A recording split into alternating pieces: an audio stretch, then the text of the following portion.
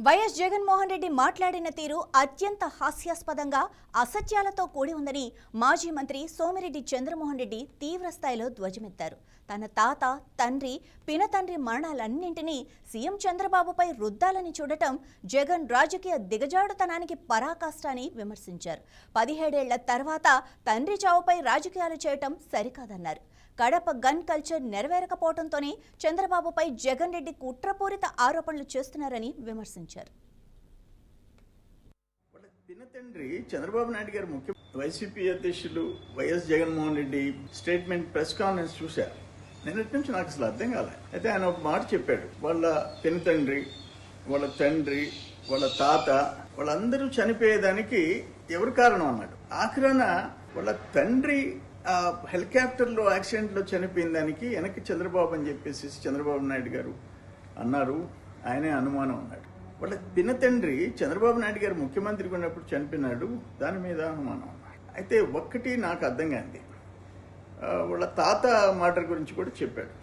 కానీ వాళ్ళ నాయనమ్మ, వాళ్ళ జేజమ్మ ఎటు చనిపోయినారు, కానీ అది మాత్రం చంద్రబాబు నాయుడు మీద రుద్దలే.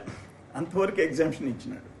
నేను ఒక మాట అడుగుతుండా, రాజశేఖర్ రెడ్డి గారు ముఖ్యమంత్రిగా యాక్సిడెంట్లో చనిపోతే చంద్రబాబు నాయుడు గారు, నేను కూడా ఉన్నా కాన్వాయ్లో, ఆయన అంత్యక్రియలు చూడాలని పోతే మధ్యలో అంతరాయం కలిగి వెనక్కి వచ్చాం. ఆయన తపన చూసాం, ఎందుకంటే ఆయన పాత స్నేహితుడు. ఆ రోజు ఆయన కాంగ్రెస్ చీఫ్ మినిస్టర్, కాంగ్రెస్ ప్రభుత్వం వెంటనే ఆయనకు అత్యంత ఆప్తుడైన రోసయ్య గారు ముఖ్యమంత్రి బాధ్యతలు చేపట్టారు. కేంద్రంలో మన్మోహన్ సింగ్ గారు ప్రధానమంత్రి. కాంగ్రెస్ ప్రభుత్వం, ఒక కాంగ్రెస్ చీఫ్ మినిస్టర్ యాక్సిడెంట్ లో చనిపోతే వెనక కుట్ర దాగుంటే అది కూడా అపోజిషన్ లీడర్ మీద అనుమానం.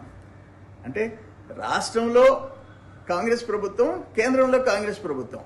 ఆఖరణ రోసయ్య గారు తన మిత్రుడు యాక్సిడెంట్ గురించి సిబిఐ వెయ్యాలని చెప్పి కేంద్రానికి రాసి సిబిఐ ఎంక్వైరీ వేయించారు. సిబిఐ టోటల్గా ఎంక్వైరీ చేసి యాక్సిడెంటే ఇది కారణము, ఈ చావుకి యాక్సిడెంటే కారణమని రిపోర్ట్ ఇచ్చింది.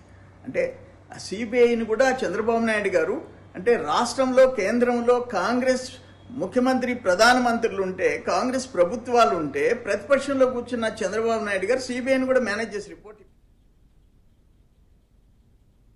కూకట్పల్లి నియోజకవర్గంలో ఉమ్మడి ఏపీ